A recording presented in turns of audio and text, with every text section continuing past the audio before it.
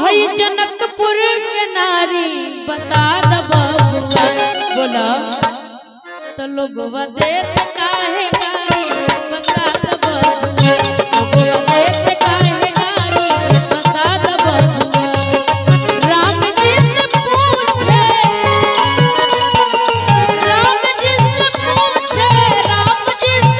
जनकपुर के नारी बता द बबुआ लोगवा देत काहे गारी बता द बबुआ लोगवा देत काहे गारी बता द बबुआ बोला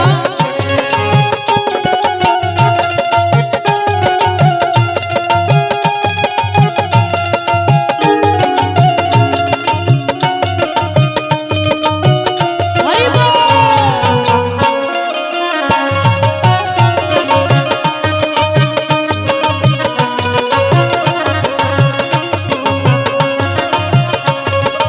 बैठिए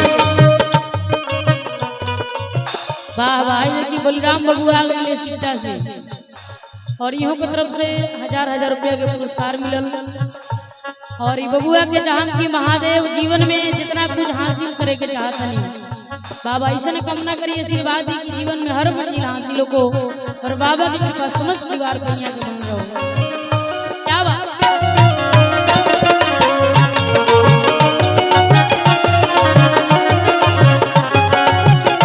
सखी लोग कहता कि हे राम जी आगे आगे चलो तनी रघुए से कहता नहीं जा कैसे तोहरा से पूछूं मैं ओ धनुषधारी तोहरा से पूछूं मैं तोहरा से पूछूं मैं ओ धनुषधारी तोहरा से पूछूं मैं ओ धनुषधारी एक भाई तोर काहे बता द बबुआ लोगवा देत काहे गारी बता द बबुआ लोगवा देत काहे गारी बता द बबुआ क्या बात जौन टिकटवा से पिया मोर जई है जौन टिकटवा से पिया मोर जई है पिया मोर जई है जी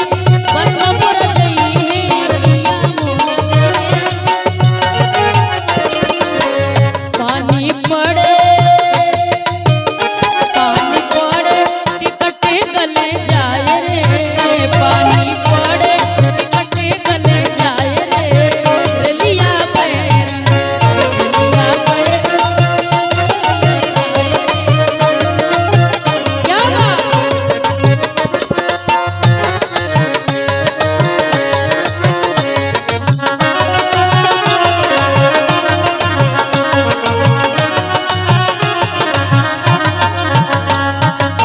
बड़ी भावा भजन में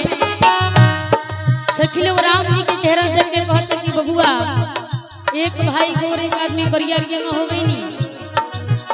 आगे आगे बाबा विश्वामित्र जी गुरु वशिष्ठ के बानी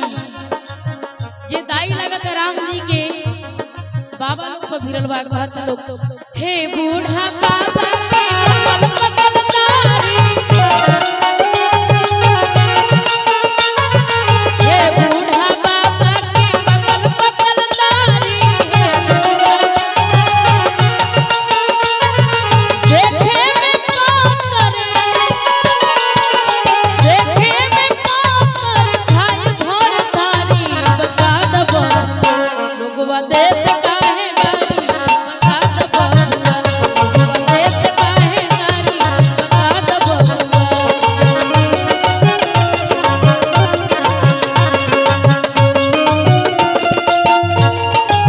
जय हो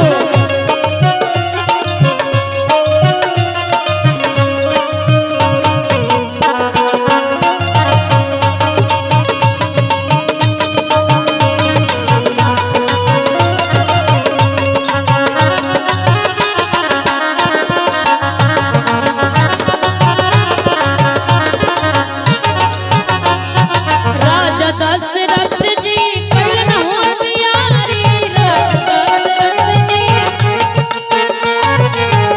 राजा दशरथ जी कैलन होशियारी दशरथ जी का होशियारी कैनी ये सास लगत राम जी के कहत लो कि बबुआ राजा दशरथ जी कैलन होशियारी एकटा मरद पे तीन तीन गो नारी बता दब लोगवा देत काहे गारी बता दब लोगवा देत काहे गारी बता दब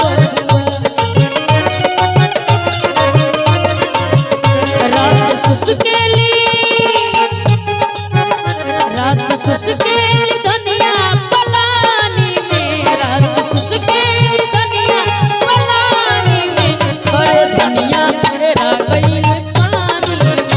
कर दुनिया तेरा गईल पानी में रात सुसकेली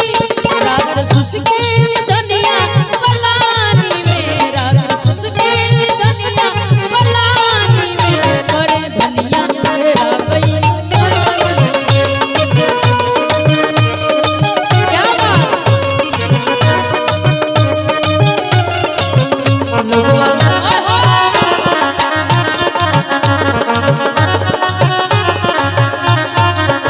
पहली ममता मन में विचारी पहली ममता वाह जनकपुर धाम के सभी लोग कहता कि हे भगवान बस रुआ सतरे निवेदन बा का निवेदन बा पहली